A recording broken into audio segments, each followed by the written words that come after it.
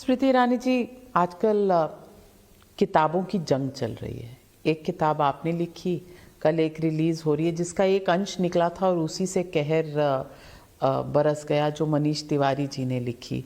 और उन्होंने भी इस तरफ आकर्षित किया था सबको कि वो सरकार कुछ करती हुई नज़र नहीं आई। उस सरकार में मैं, नाविका जी, मात्र सरकार के संदर्भ में नहीं, मेरी अपनी बेटी उस वक्त मुंबई में थी। मुझे याद है उस रात मैं दिल्ली में थी, यहाँ पर कोई स्थानीय निकाय का चुनाव था, मैं चुनाव प्रचार में थी और लौटी जब अपने कमरे में, ईरानी साहब और हम दोनों न्यूज़ देख रहे थे और मैंने उनको पलटकर कहा, ये कोई साधारण घटना नहीं है, कुछ हो रहा है बम्बई में।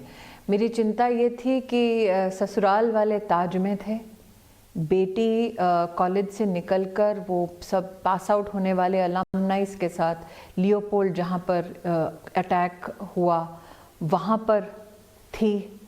और आप समझ सकते हैं माँ बाप का वो खौफ कि हम जानते हैं कि उसी वक्त सास ससुर ताज में हैं, बेटी लियोपोल्ड में है। तो ये घटनाक्रम मात्र एक इतिहास की दृष्टि से नहीं, परिजनों की दृष्टि से वो खौफ क्या होता है उससे भी हम गुजरे हैं।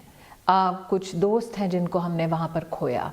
इसलिए आक्रोश इस बात का भी था कि कैसी सरकार है जहाँ पर, आपको याद होगा होम मिनिस्टर उस वक्त, he was known that he's busy changing his outfits before going to give attention to the information the press sought. और लाशों की जो कतार थे उनमें कुछ अपने भी थे।